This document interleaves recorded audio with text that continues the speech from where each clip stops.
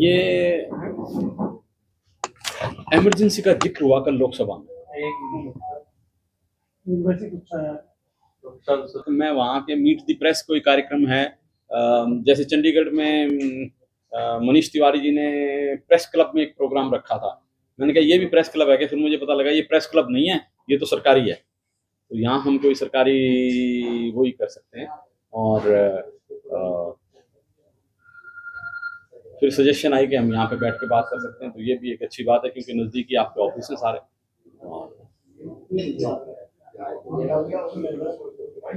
मकसद ये है कि कल 18वीं लोकसभा का जो सेशन जब शुरू हुआ उसमें महामहिम जी ने जो बातें रखी, उनमें कुछ बातें ऐसी थी जो 50 साल पुरानी थी। वो इमरजेंसी की बातें थी, और इमरजेंसी का पूरे देश में अगर कहीं सबसे ज़्यादा गलत असर हुआ तो वो हरियाणा में, और हरियाणा में भी जो कहीं हुआ तो सबसे ज़्यादा भिवानी में हुआ। और मैं चश्मदीद गवाह हूँ उस वक्त का जब ये इमरजेंसी लगी। लेकिन मैं आज आपको ये बात, मेरे मन की बात शेयर करना चाहता हूँ कि वो इमरजेंसी इतनी बुरी नहीं थी जितनी इमरजेंसी आज, अघोषित इमरजेंसी आज के दिन लगी हुई है। आज जो भी कोई बोलता है उसके पीछे ईडी लग जाती है, उसके पीछे सीबीआई लग जाती है, उसके पीछे इनकम टैक्स लग जाता है। कॉन्स्टिट्यूशनल जो एजेंसीज हैं जैसे चुनाव आयोग है, इवन जुडिशरी को भी नहीं बख्शा। और इस तरह का जो बुरा हाल था, मेरी 70 वर्ष की उम्र है, मेरा 50 साल का तो मोटा मोटा जब से मैं समझदार हो गया हूँ और मैंने मेरे नज़दीक से सारी बातें देखी हैं। मैं वो व्यक्ति हूँ भिवानी में जिसने मोरारजी देसाई को अपने हाथों से खाना खिलाया, चौधरी चरण सिंह जी को खिलाया जो प्रधानमंत्री बने, पंडित भगवत दयाल जी को खिलाया, कर्पूरी ठाकुर जी को खिलाया, और यहाँ के जितने भी मुख्यमंत्री बने हैं वो उनकी बातें तो हैं, लोग कुछ भी कहें। और उस इमरजेंसी के चाहे 100 में से 98 नुकसान थे, लेकिन 2 फायदे भी थे। वो फायदे क्या थे? एक तो डिसिप्लिन आया उस वक्त, लोग समय पे आने लग गए, और दूसरा भ्रष्टाचार जीरो हो गया, बिल्कुल जीरो। भ्रष्टाचार हमने वो वक्त देखा है 75 से लेकर 77 तक। असर हुआ, चुनाव हुए, 77 में इंदिरा जी हार गई, जो आयरन लेडी थी, जिन्होंने पाकिस्तान के 2 हिस्से कर दिए। और अमेरिका जब पूछता था इंदिरा गांधी से कि इंडिया इज प्रो अमेरिका और प्रो रशिया, तो उनका जवाब क्या होता था? India is pro India. तो ये उस लेडी की बात थी। और इमरजेंसी लगी, और इमरजेंसी पे इतना हो हंगामा भी हुआ, लेकिन उस महिला ने भी अंततः ये महसूस किया कि इमरजेंसी लगाना शायद उतना उचित नहीं था, और उन्होंने देश से माफी भी मांगी। और 3 साल भी नहीं टिका। 77 में चुनाव हुए थे, चुनाव हार गई थी, 80 में फिर प्रधानमंत्री बने। आप ये देखिए, ये सब कुछ था। लेकिन इससे ज्यादा और इमरजेंसी क्या होगी? कोई भी एग्जाम है, एक एग्जाम भी ऐसा नहीं है जो सही चला जाए। मैं समझता हूँ कि हम लोग, जो हमारे जमाने के लोग हैं, अगर इस तरह के एग्जाम होते तो हम तो एग्जाम पास कर ही नहीं सकते थे, और ये नंबर ही नहीं आता। आम आदमियों का, गरीब आदमियों का, जो सामान्य मध्यम वर्ग के लोग थे, वो ये सिस्टम ही सारा का सारा ठीक नहीं है।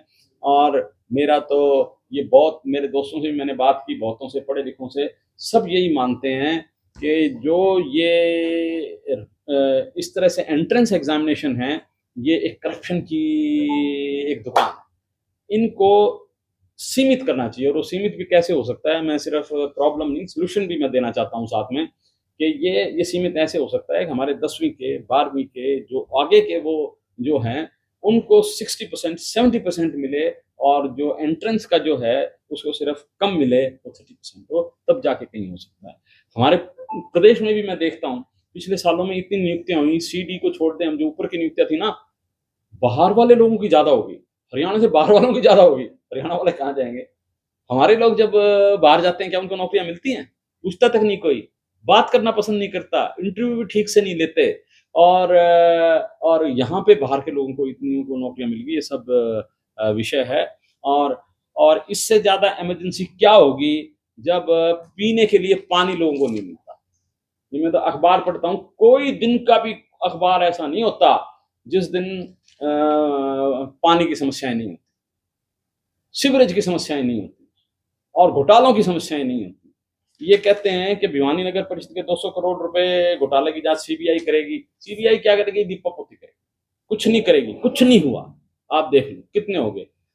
मैं ये कहता हूँ 200 करोड़ रुपए मुझे दे सरकार, मैं अगर इस शहर की दशा ना बदल दूं तो मुझे मेरा नाम नहीं, मेरे को कभी गोली मार दे साढ़े घर में नहीं कर। 31 वार्ड हैं, हम 200 करोड़ों को 31 वार्ड में लगाएं तो शहर की दशा बिल्कुल बदल जाएगी।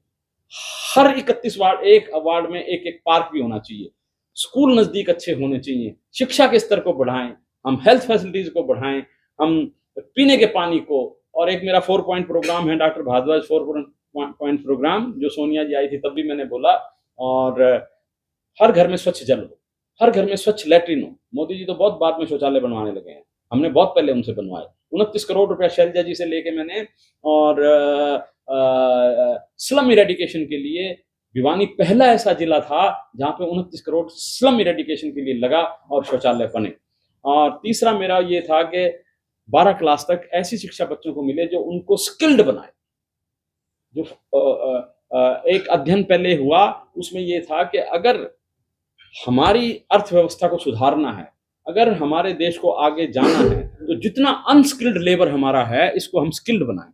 अगर हम स्किल्ड बना देंगे तो मैं समझता हूं कि ये अध्ययन था एक एजेंसी का, तो चीन के बाद दूसरी बड़ी अर्थव्यवस्था भारत की हो सकती है। उन्होंने एक एग्जाम्पल भी बताया, चंडीगढ़ में उन्होंने 6 महीने की ट्रेनिंग देके 10 प्लम्बर का कोर्स कराया और 1 साल के बाद फिर उनको पूछा, उनको बाजार में उतार दिया।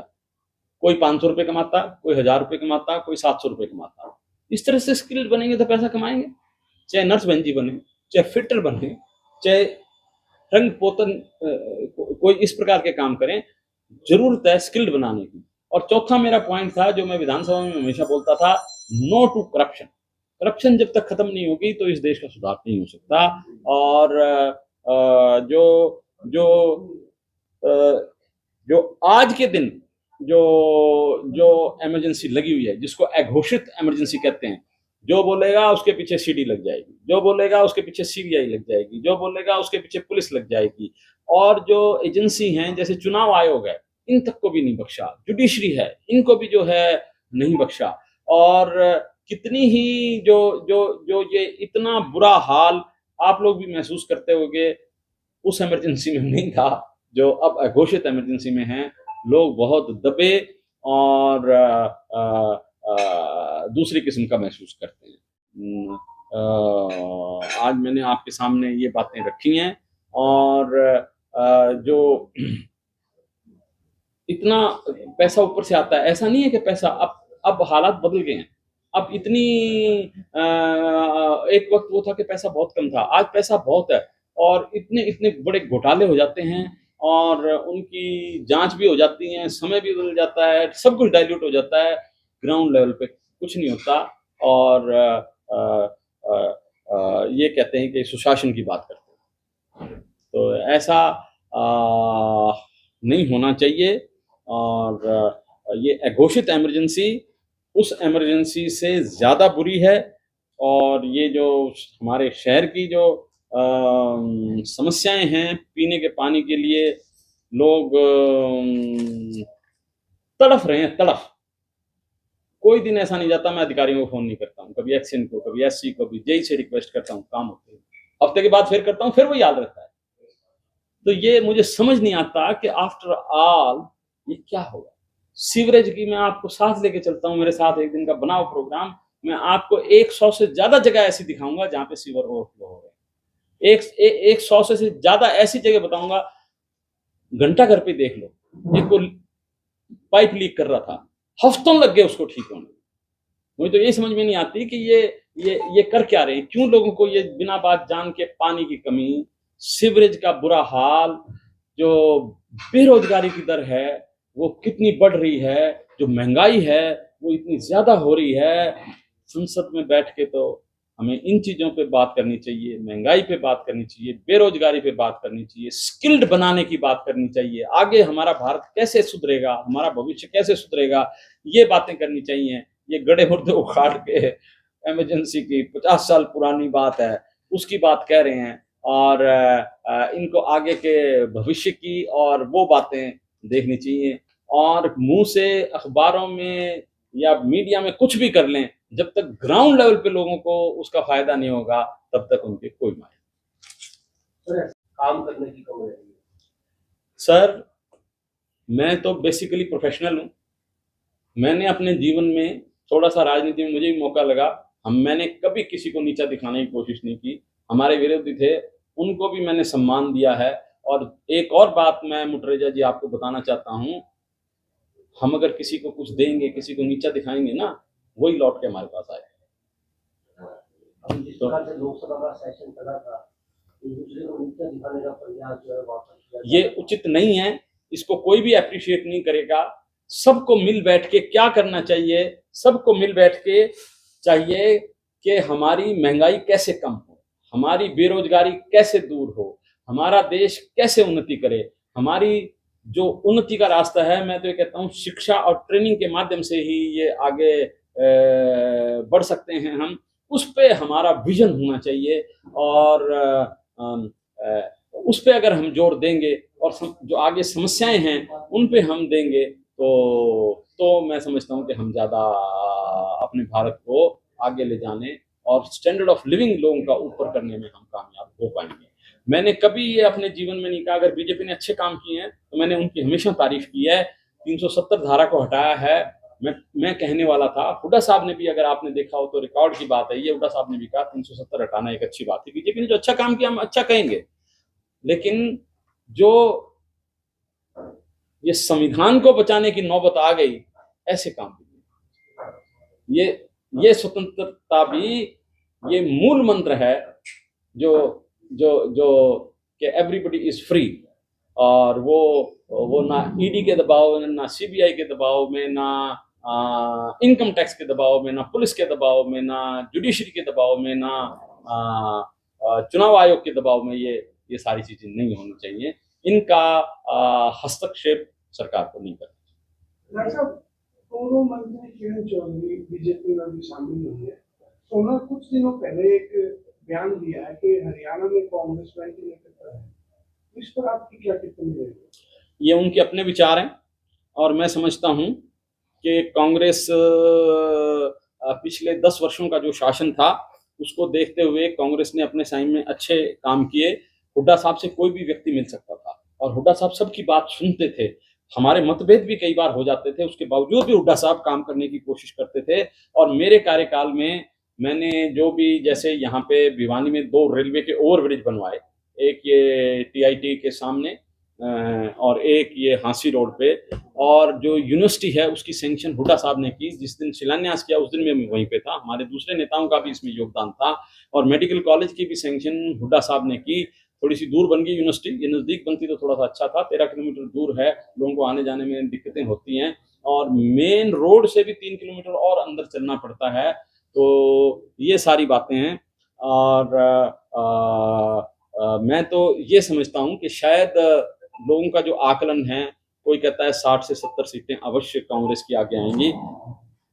कांग्रेस वेंटिलेटर पे नहीं है, ये बात मैं मानने के लिए तैयार नहीं। कांग्रेस मजबूत हुई है और कांग्रेस त्याग, तपस्या, बलिदान की पार्टी है। ये नेहरू, गांधी, पटेल की पार्टी है और मैं समझता हूँ सब लोग अगर उसी भावना से काम करेंगे तो हम देश को जिस प्रकार से इसको उस वक्त आज़ाद कराया था, बुराइयों से, बेरोजगारी से, महंगाई से और जो शासन का दुरुपयोग है, उससे हम भारत को आज़ाद करवा पाए। किरण चौधरी के जाने से कितना प्रभाव पड़ेगा कांग्रेस? हाँ जी, कांग्रेस से लगता है कि कांग्रेस थोड़ी अच्छी हो गई है, पहले से शुद्ध हो गई है और अच्छा परफॉर्म करेगी। शैलजा जी की लगातार आरोप लगा रही है, उनका कहना भी भूपेंद्र सिंह हुड्डा और जितेंद्र हुड्डा के अलावा देखो सर, वो कुछ भी कर सकती हैं, बड़ी नेता हैं और मैं समझता हूं कि